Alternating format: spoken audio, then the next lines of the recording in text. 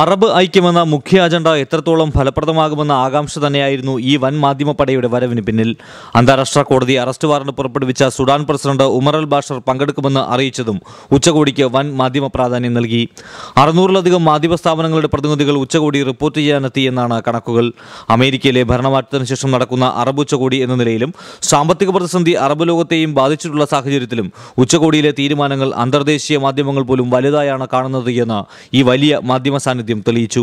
ഇതോടൊപ്പം നടക്കുന്ന Arab Latin American ഉച്ചകോടിയും മാധ്യമങ്ങൾ ആവേശത്തോടെയാണ് റിപ്പോർട്ട് ചെയ്യുന്നത്. വെനിസ്വേലൻ പ്രസിഡന്റ് ഹ്യൂഗോ ഷാവേസ് ഉൾപ്പെടെയുള്ളവരുടെ സാന്നിധ്യമാണ് നാളെ നടക്കുന്ന ലാറ്റിൻ അമേരിക്കൻ അറബ് ഉച്ചകോടിയെ മാധ്യമ ശ്രദ്ധയിലേക്ക് എത്തിച്ചത്. അറബ് ലോകത്തെ മാധ്യമപ്രവർത്തകരുടെ സാന്നിധ്യം മാത്രമായിരുന്നില്ല 21ാമത് അറബ് ലീഗ് ഉച്ചകോടിയെ ശ്രദ്ധേയമാക്കിയത്. ലോകമെമ്പാടുമുള്ള പ്രമുഖ മാധ്യമങ്ങളുടെ പ്രതിനിധികൾ ഈ ഉച്ചകോടി റിപ്പോർട്ട് ചെയ്യാനായി എത്തിയിരുന്നു.